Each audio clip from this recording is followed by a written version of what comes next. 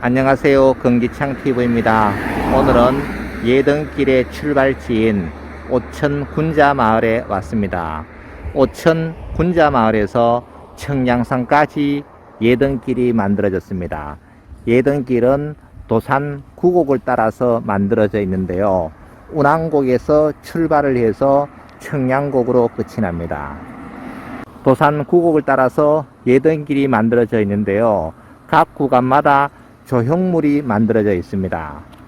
오천 군자리에 있는 조형물은 예등길과는 상당히 떨어진 곳에 만들어져 있네요.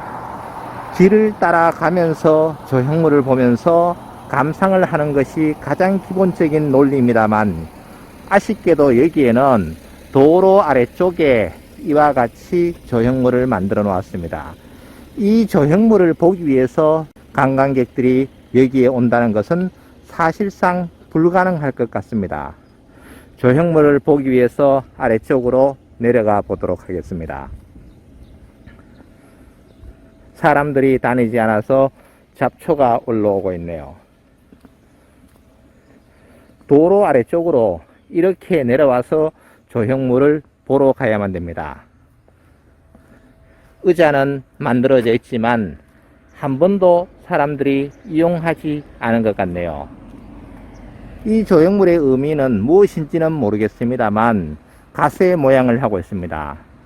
이 조형물을 보기 위해서 관광객들이 예등길을 걷지 않고 별도의 이곳으로 오기에는 사실상 불가능하다고 생각합니다. 조형물의 위치도 상당히 중요한 것 같습니다.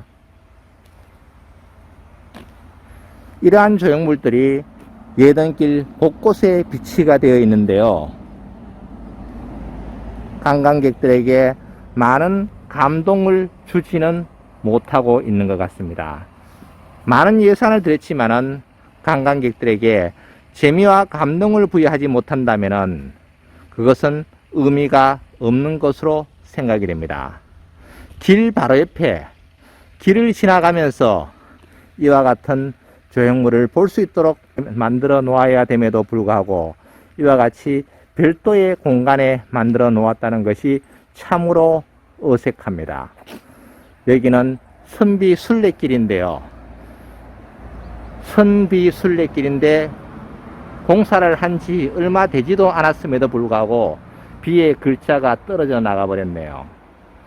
이와 같은 것들은 공사를 할 때 조금만 세심한 배려를 했더라면 이와 같은 문제는 발생하지 않을 것으로 생각이 됩니다. 오천 군자리에 오신 모든 분들이 이와 같은 조형물이 있는지도 모르고 스쳐 지나가게 될 것입니다. 왜냐하면 입구와 전혀 동떨어진 곳에 이와 같은 조형물이 위치해 있기 때문입니다.